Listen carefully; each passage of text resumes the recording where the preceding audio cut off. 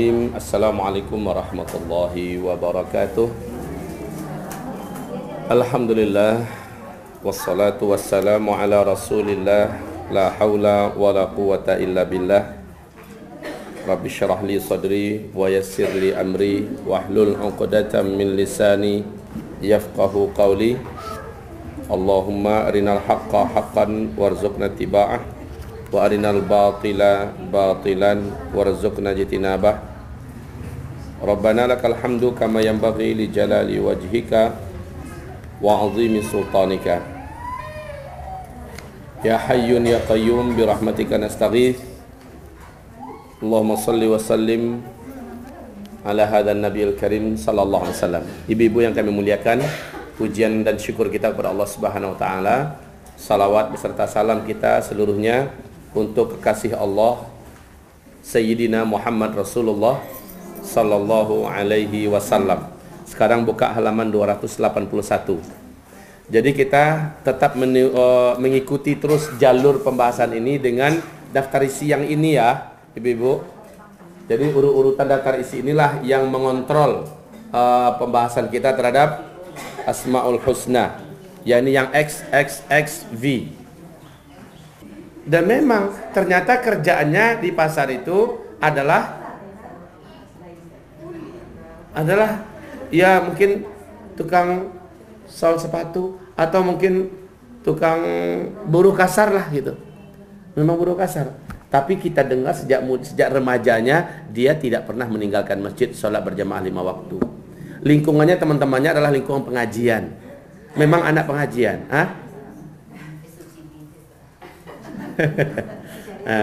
Iko kalau IKM cerita ini punya anak gadis kok. Diuji di Allah tiba yang udah itu.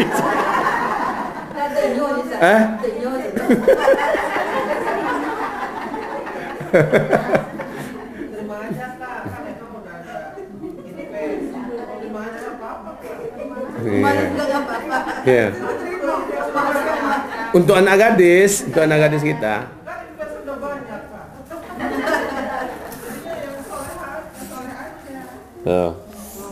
Nah, mudah-mudahan ya Rob. Sekarang ini cari lelaki soleh kan sulit ya Bu ya. Sulit. Kalau datang dia Bu, maka terimalah. Jangan pernah, karena ibu harus menilai dengan penilaian Allah loh, gitu. Kan coba ibu baca hadisnya kembali. Halo. Ibu baca hadisnya kembali. Idza ja'akum rajulun tardawna dinahu wa khuluquhu fazawwijuhu. Bila datang kepada kamu rajulun, kalimatnya rajulun ya, lafaznya itu rajulun. Apa arti rajulun? Rajulun, ini seorang laki-laki. Syarat utamanya laki-laki dulu. Laki-laki. Tardawna dinahu, berarti dia muslim. Laki-laki muslim. Wa khuluquhu, budi dan akhlaknya tinggi. Kita ketahui lingkungannya mengatakan tentang apa. Apa yang lingkungannya katakan? Oh, dia orangnya jujur. Oh, dia orangnya amanah. Oh, dia orangnya disiplin. Oh, dia orangnya suka menolong. Oh, dia orangnya sangat lembut, santun. Sudahlah Bu, kalau udah kayak gitu tuh apalagi? Cuma dia hanya tukang tarik gerobak. Sore dia bawa gerobak, pulang dia bawa gerobak. Dagang roti keliling. Cuma itu. Ya, tapi sejak remaja track recordnya adalah berakhlak mulia, ya, akhlaknya masya Allah. Nah, oke, ini syarat mutlak dulu. Kalau dalam hadis itu ini syarat mutlak. Laki-laki kalau produksi jangan teragak jangan agak diwaknya produksi loh. Harus muslim dan akhlaknya harus. Bu, menilai akidah orang ini bagus atau tidak setelah dia muslim adalah lihat akhlaknya. Karena akhlak adalah gambaran akidah. Dan itu bukan orangnya baru tobat waktu itu seminggu yang lalu tobat, jangan. Kalau baru bertobat baru lah dia sungguh-sungguh badan lakum sajidnya atau gini. Jangan. Nyu mualaf tuh ajan. Jangan, ya. Nah, sekarang rajulun, saya bertanya pada ibu, bagaimana kalau rajulun itu umurnya 35 atau 45 tahun? Sementara yang ini ada pada dia Masih rajulun nggak? Batu tantok ibu ini. Anak gadis wah umurnya 23 tahun. Hah? Masih rajulun nggak? Awas bu, saya harus memberikan kepada ibu nilai al-musair. Ini loh, al-musair. Ya.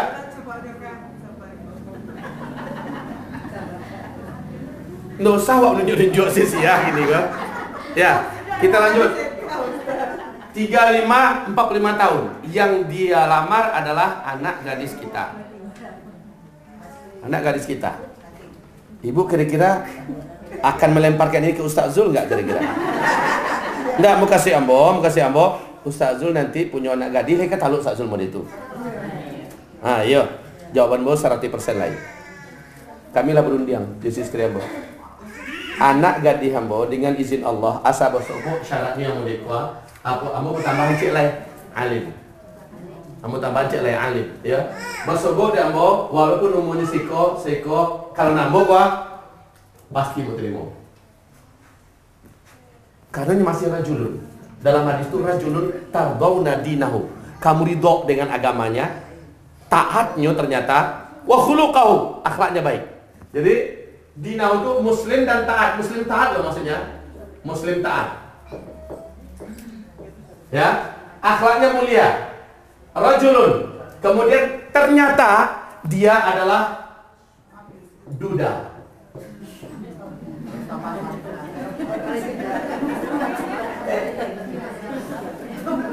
Duda beranak.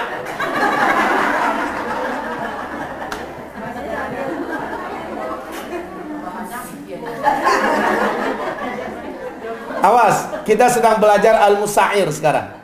Kita sedang belajar mendudukkan sifat Allah al-musair. Bagaimana Allah menilai?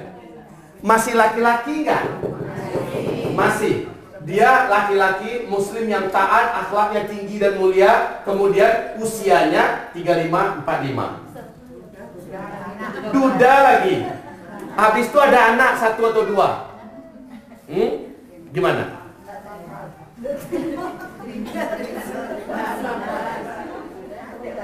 Enggak apa-apa, tapi kalau anak boy enggak, kan itu kan? Bagaimana? Nah, kira-kira kalau kita gimana, Ma? Ma, cepat, Ma, angkat suaranya, angkat suara. Gimana? Ini yang punya anak gadis banyak nih. Tuh, Bunda Salma punya anak gadis banyak. Kira-kira gimana, Bun? Cepat jawab. Udah nggak ngancam. Ayo cepat. Ayo, Ma, gimana? Hah? Jangan malu-maluin udah. Ya bismillah, cepat. Gimana Bunda? Bunda siap? Siap. Syaratnya itu. Kami tambah syarat akhlaknya mulia dan alim. Mana nih spidolnya?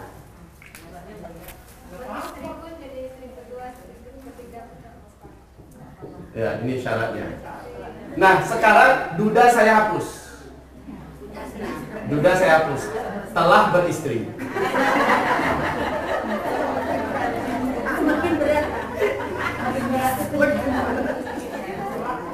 Masalahnya rajulun loh, Bu.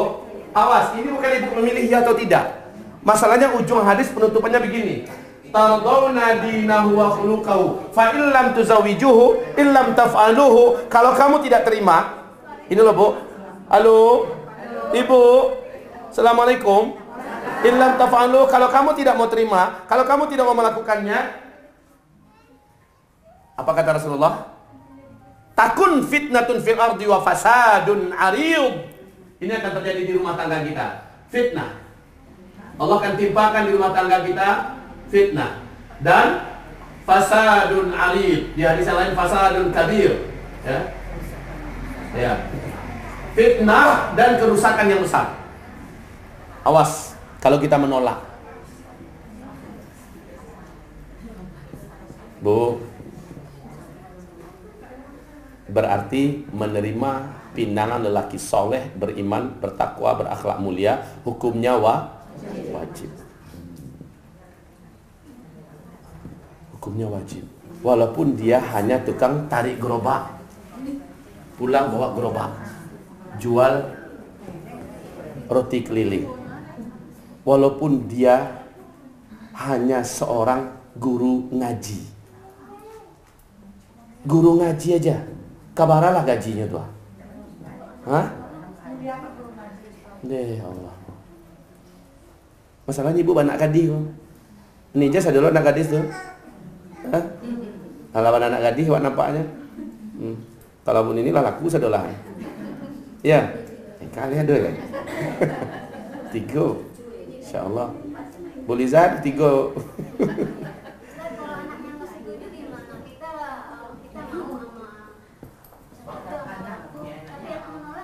Ya. Kalau anaknya gadis, orang tua boleh memaksakannya. Cuma begini masalahnya, pembahasan kita ini untuk orang pengajian loh. Kalau anak kita nggak setuju berarti dia bukan orang pengajian. Berarti kita sudah gagal mendidik anak. Gitu. Oke, sekali lagi kita masuk kepada pembahasan al-musair. Bukan pernikahan sebenarnya intinya. Tapi pembahasan kita adalah musair yang maha menilai. Tolong nilai orang itu dengan penilaian Allah. Ketika Allah dan Rasulnya mengatakan rajulun, seorang lelaki, ini laki-laki nggak ini? Laki-laki. Maka dia sudah beristri. Walaupun istrinya keberapa. Maaf saya katakan. Saya waktu kemarin di Mekah, kami bincang-bincang dengan salah satu sahabat kental saya. Dan beliau termasuk salah seorang orang yang saya cintai karena Allah Subhanahu wa taala. Beliau berkata, Ustaz Zul, kenapa kita tidak melakukan seperti dilakukan oleh para sahabat sesama mereka? Apa itu saya bilang? Kita menikahkan anak-anak kita dengan sesama kita. Saya katakan fikrah jayidah. Di akhir zaman memang akan kembali kondisi seperti itu. Tsumma uttum min haitsu bada'tum. Kamu akan kembali nanti seperti semula kamu dulu. Seperti apa? Umar menikahkan anaknya dengan Rasulullah SAW. Abu Bakar menikahkan anaknya dengan Rasulullah SAW. Ali menikahkan anaknya dengan Umar bin Khattab. Ya, sampai level ayah dengan anak itu dinikahkan oleh mereka. Karena prinsip mereka adalah memberikan tanggung jawab kepada yang lain untuk dibawa ke surga. Kalau orang sekarang motivasinya adalah fulus. Ini dia sebuah persepsi yang berbeda dibandingkan dengan Rasul dan para sahabat. Dan nanti insya Allah akan kembali. Coba ibu lihat sekarang Ustaz Arifin Ilham, hafizahullah. Dia menikah, diwar-warkannya kemana-mana dia menikah, ya kan? Dan dia mengatakan ini bukan bagian daripada hubbuz zuhur, bukan bagian daripada hubbuz sum'ah atau ujub, tetapi ini adalah bagian dari pembelajaran.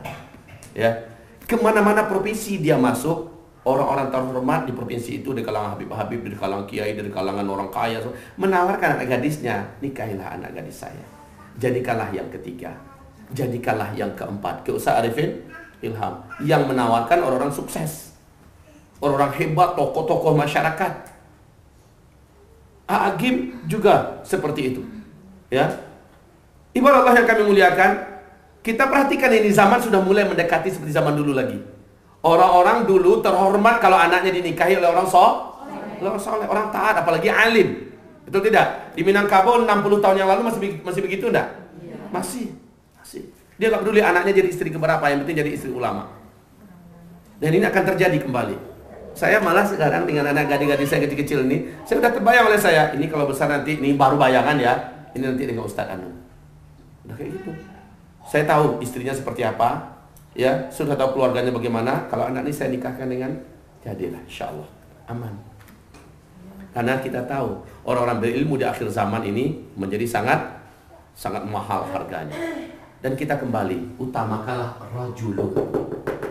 Rajulun itu bukan isim nakirah, bukan isim ma'rifah, tapi isim nakirah. Ya, apa itu isim nakirah?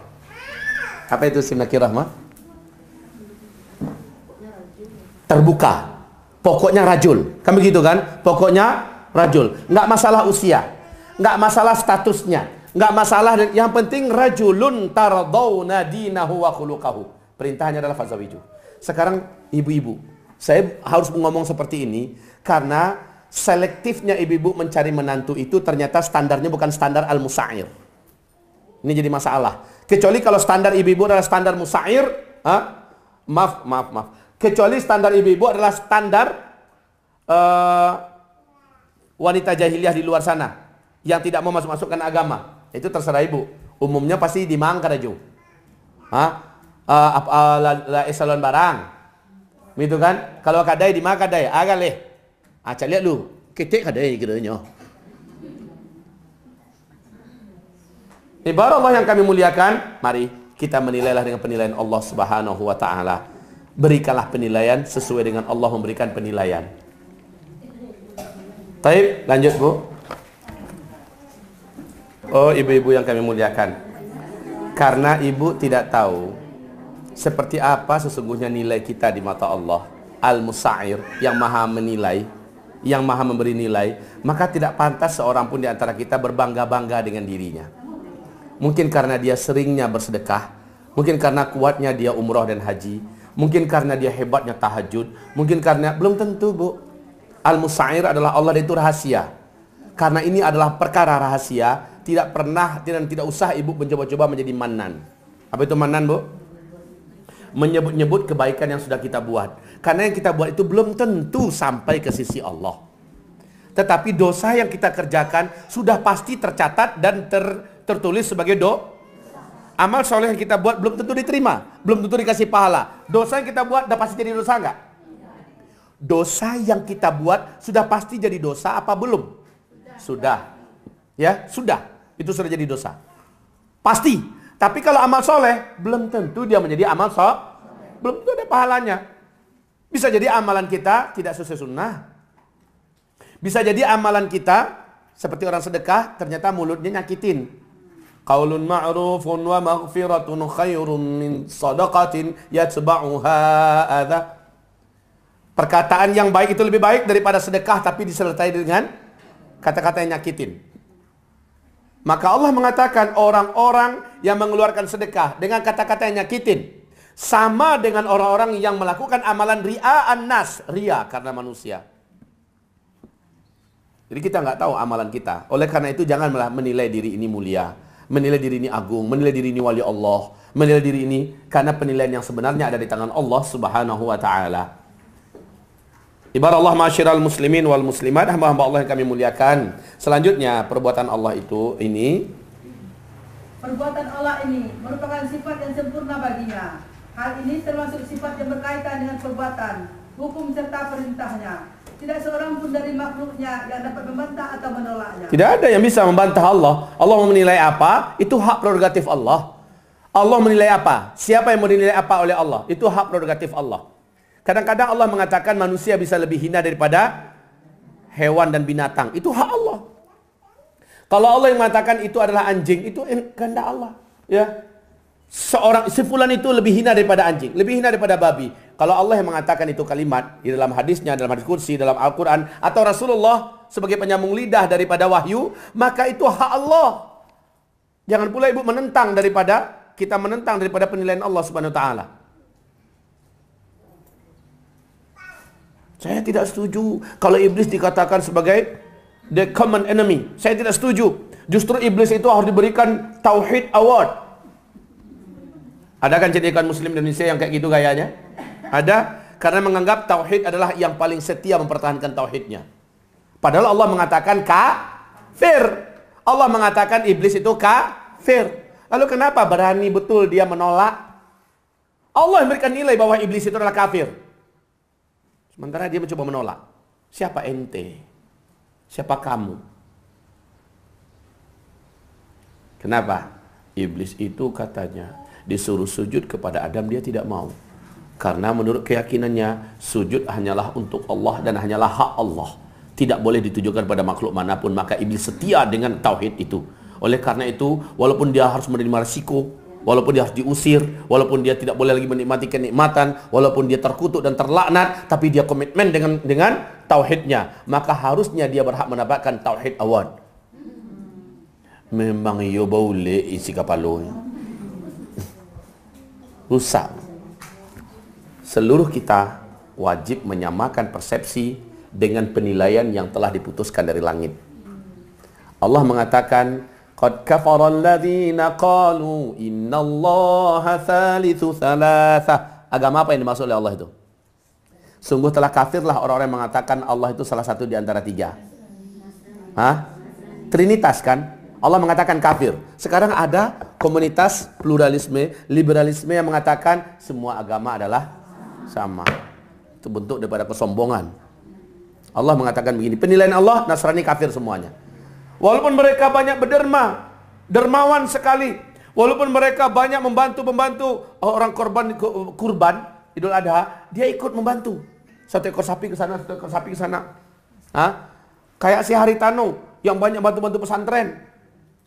Lalu apakah kita akan terpukau sementara Allah mengatakan, Allah Subhanahu wa taala berfirman, ahbata a'maluhum, batallah seluruh amalan-amalan mereka. Sebaik apapun mereka, batal amalan mereka. Itu penilaian Allah, maka jangan didemo penilaian Allah itu.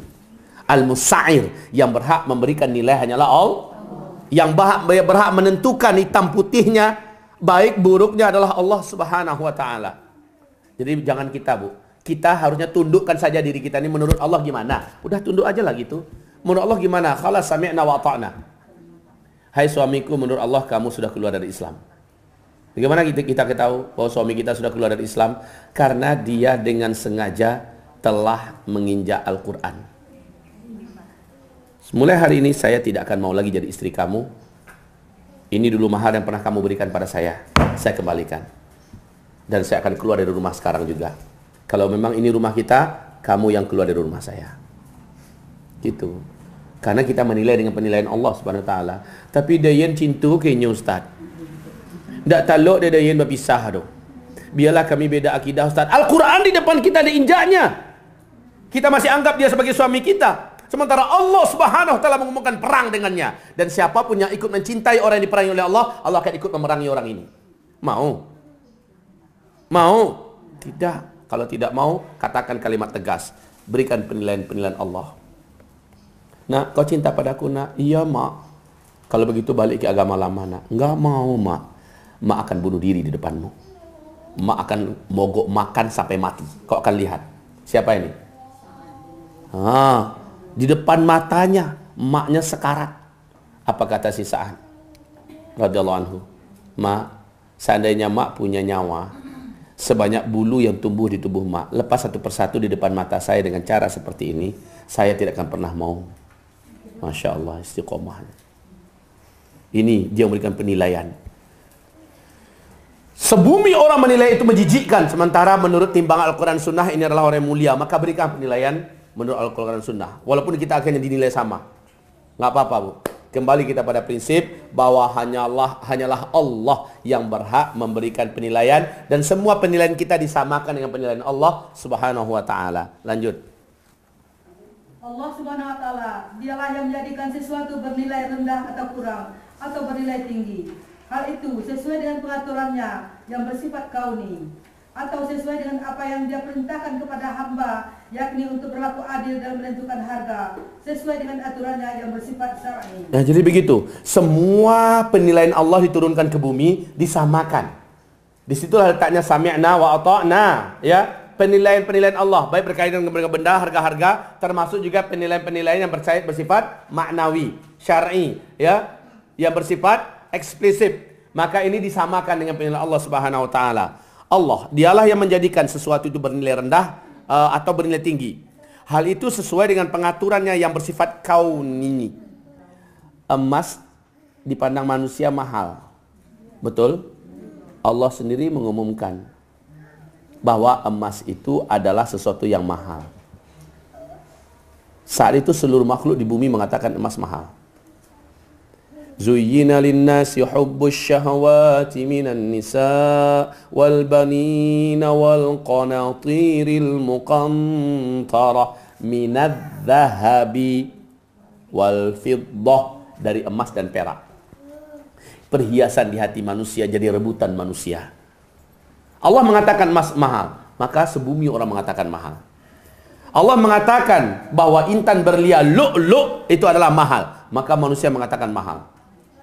Di bidang benda aja manusia mau nurut, tapi kenapa di bidang yang sifatnya bukan benda? Allah mengatakan itu lebih hina daripada anjing dan babi. Kenapa tidak pula mau seperti itu? Kita menilai orang-orang yang berkuasa sementara dia menjadi musuh Islam, maka nilailah ia lebih hina daripada anjing dan babi di hati kita.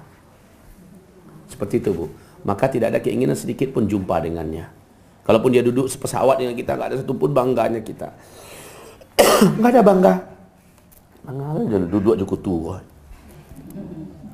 Walaupun dia orangnya, Masya Allah, tenar kelas dunia, kaya raya, tapi bersebelahan dengan kita duduknya. Bahkan kalau perlu kita minta izin ke tempat lain, ya. Minta tukaran dong, kamu duduk sebelah itu. Gitu, ada izzah. Karena kita tidak ingin duduk di sebelah orang yang di mata Allah lebih hina daripada hewan. Berikanlah penilaian. Lanjut, Bu. Selain itu, pengertian dari nama Allah Al-Musawwir, Al-Musa'ir adalah bahwa Allah memasukkan musuhnya atau orang-orang kafir ke dalam neraka sa'ir yang menyala-nyala sesuai dengan keadilannya.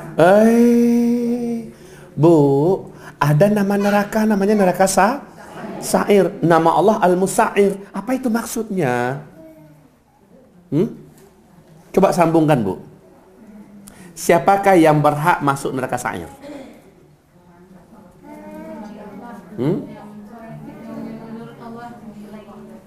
Itu dia jawabannya. Orang yang hidup di dunia ini tidak mau menyamakan penilaian dengan penilaian Allah. Tidak mau menyamakan penilaiannya dengan penilaian Allah Subhanahu wa taala. Orang yang macam inilah yang layak menjadi ahli neraka Allah mengatakan di bumi ini agar kamu memakai hukumku, kata Allah Subhanahu wa taala. Itulah keputusan Allah. Allah menilai satu negeri menjadi negeri muslim atau menjadi kafir tergantung kepada apa? Itu sudah Allah putuskan, sudah diputuskan oleh Rasulullah sallallahu alaihi wasallam. Sekarang ada yang menolak keputusan ini. Maka inilah orang yang berhak menjadi ahli neraka Sa'ir. Allah sang Al-Musa'ir memasukkan orang ini ke dalam neraka Sa'ir. Lanjut. Hal itu merupakan hak Allah dalam tadbir atau pengaturannya yang bersifat kauni, di mana Dia menjadikan neraka dan menambahkan nyala apinya bagi orang-orang yang kafir. Adapun pengaturan Allah yang bersifat syar'i, maka manusia tidak boleh mengazab atau menyiksa suatu makhluk di dunia dengan api. Hanya Allah lah sang pencipta api yang berhak melakukan hal itu. Ya. Ini salah satu penilaian Allah. Allah memberikan penilaian, tidak boleh ya kalian melakukan penyiksaan dengan api, itu hanya hak saya. Ketika Allah mengatakan itu hak saya, jangan coba-coba mengambil hak Allah.